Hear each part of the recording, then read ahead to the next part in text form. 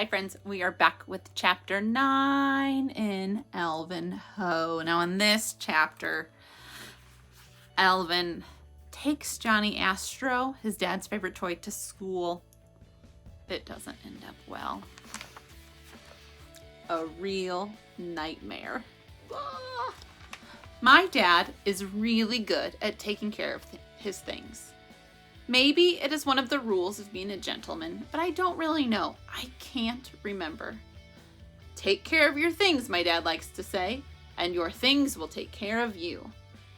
He takes such good care of his car Louise, for example, that she will probably run for a third geological age, although she has already had one transmission in the junkyard, which my mom says is a car equivalent of having 1 foot in the grave. There's the car. My dad also takes good care of our house and our yard. He can use a hammer, he can climb a ladder, he can climb down too, usually, and he owns a power drill in a box. He takes really good care of his children too. Just look at us. A couple of weeks of scratching ourselves to death and we are practically normal again, on our way back to school. So when my dad wasn't playing with his Johnny Astro, he kept it in its box and set the box on the top shelf of the highest bookcase for safekeeping. The Johnny Astro sure was amazing, even sitting in its box. I headed into the living room to look at it one last time before going to school. Johnny Astro made me very popular, my dad's voice replayed itself in my ears. Everyone wanted to play with me. Johnny Astro, I read across the box. For the millionth time, really flies, no wires, no connections, fly your spacecraft anywhere. I stared unblinking. I shifted my PDK under my arm. I swallowed. Alvin, my mom yelled from the kitchen. Hurry, honey, your bus is almost here. Coming, Mom, I yelled back. But first, all I needed was a stool and to stretch until I could reach it. Johnny Astro was the perfect show and tell. Someday, my dad's low whisper filled my ears, this will be yours. Someday. I had no idea that someday would be today. Thanks, Dad, I whispered. You're the best. I even remembered my manners. Then I slid the box into a large shopping bag and I slipped out the door. What's that? Pinky asked as soon as I got on the bus. I gasped. I could hardly believe it. I was already flickering on Pinky's radar. Johnny Astro, I said. What's Johnny Astro? The greatest toy ever made, I said. Never heard of it, said Pinky. What does it do? I'll show you at show and tell, I said. But you don't do show and tell, said Hobson. I do too, I protested. You show, but you never tell, said Sam. Sam was right. I never tell. But I was fabulous at show. I knew how to pick 'em. If something tells a story, and as long as I can reach it, and it is something I can carry without using a wheelbarrow, it's probably perfect. I brought in all sorts of treasures. My dad's fantastic reading glasses, my mom's pearl necklace that she looks so good in, Calvin's baseball card collection, and now Johnny Astro. If this is the greatest toy ever made, you could show and tell now, said Pinky, before we get to school, or we'll never know what you wanted to say. It made perfect sense. I could hardly wait anyway. I pulled the box out of the bag. The gang read the box. All jaws dropped open. All tongues fell out. That's just one box, I said.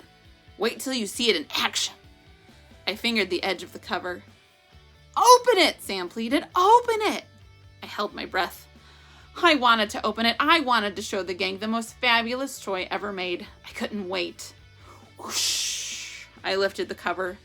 An old smell of fun and excitement filled our noses. Then whoosh. The bus rounded a corner, and we rounded in our seats. And when we all sat back up, Johnny Astro didn't look the same. There were a few pieces missing. They were not in the box.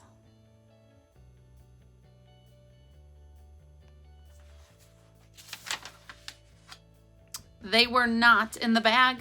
or in the aisle, or under the seats. They were nowhere to be seen. I was not even sure which pieces were missing, but there were a few empty spaces in the plastic package where there should have been parts. Oh no, I cried. My dad's going to kill me. The noise on the bus went round and round. It was so loud that my voice got lost. No one turned around. Even the driver's eyes, which usually lift into her mirror whenever there is an extraordinary outburst, did not shift. I swallowed, I blinked, I did my best not to cry. The wheels on the bus went round and round. I bounced up and down. But then a tear rolled down my cheek, and then another, and another. Before I knew it, I was crying full blast. Crying is really great. Everything is better afterward. Except when the next stop is school. And when you walk into class, you find a substitute teacher. Alvin Ho called the sub. She was taking attendance, which is where most of my troubles usually begin with subs. I opened my PDK. I needed an escape route. Alvin, the sub called again. Here, answered Flea. Are you Alvin Ho? Asked the sub. No, ma'am, I'm Flea, said Flea. That's Alvin. She pointed to me.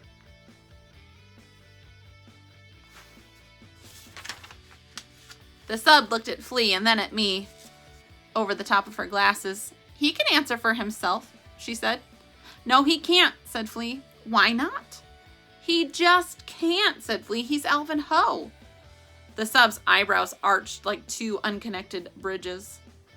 I will have no funny business in my classroom today. Is that clear? Said the sub. Flea nodded. Then her lips curled in, which meant she had more to say. Alvin talks normally at home, Flea continued, but at school he only talks with his eyes. Oh? Just watch his eyes, said Flea. I rolled my eyes, not on purpose. They just rolled on their own like a couple of loose pearls from my mom's necklace the time I borrowed it for show and tell. Oops, said Flea. Is this a joke? Asked the sub. No, ma'am, Flea shook her head. The sub looked puzzled. No one mentioned a special needs student. Alvin's not special, Flea explained matter-of-factly. He just doesn't speak in school. The sub fixed her gaze on Flea. Then she locked her gaze on me.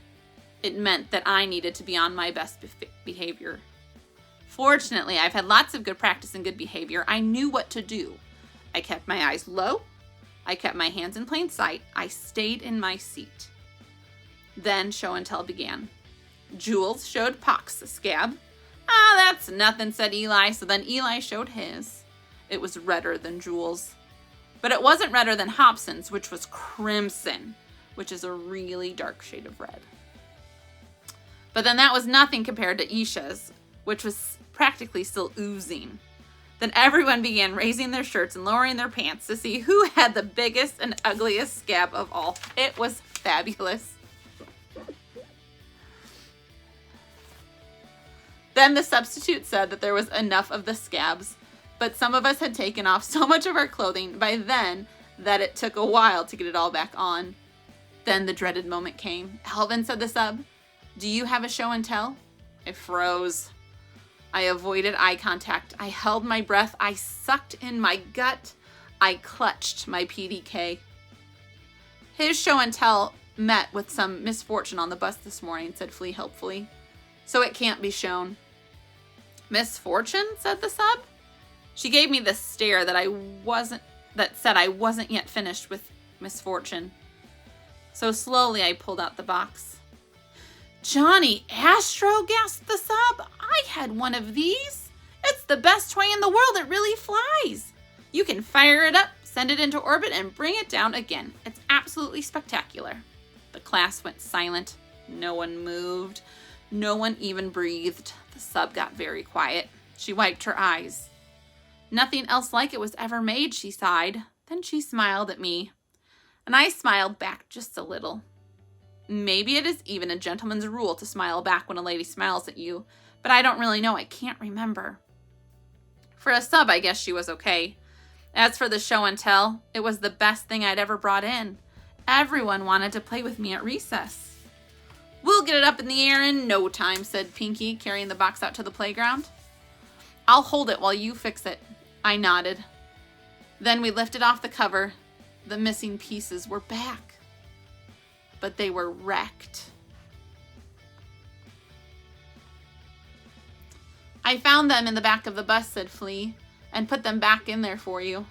Don't worry, said Eli, whose father fixes cars. I can fix anything. My dad showed me how. I can do origami, said Sam. I'll make you a new balloon. Here are some Band-Aids, said Eli, peeling a dirty one from each elbow. And I've got spray paint at home if you want to come over after school, said Nia.